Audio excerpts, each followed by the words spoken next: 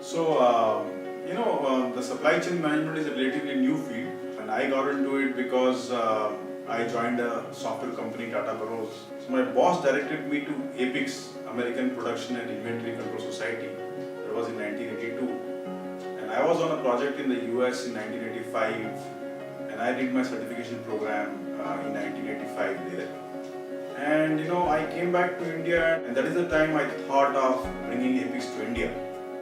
In terms of training, we have done lots of training throughout India with corporates also, and we do a lot of open trainings in all cities in India. And we have done also a lot of training outside India.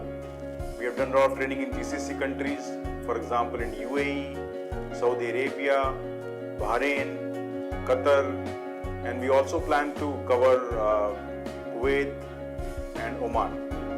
Outside GCC, we have done training in Egypt, we have done training in South Korea, we have done training in Malaysia, we have done training in Thailand. So our training has really expanded, and we also are seeking to expand in Bangladesh, in Sri Lanka, as well as in Nigeria. The concept in supply chain management is that all the partners in the supply chain will be connected through digital information system, computer system, and information will be transmitted across each other seamlessly in real time. In 2006, we saw supply chain management coming, and we actually launched a certification program called CSCP, Certified Supply Chain Professional. So we are already ready before the supply chain happens in reality.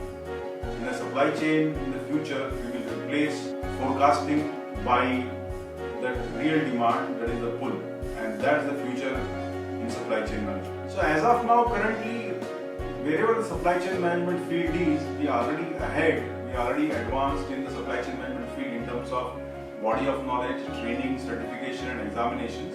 So we have a lot of plans for next 5 years, and we are expanding in a lot of other areas, as I said, and we are approaching the industry, we are approaching students, we are approaching business schools, technical colleges.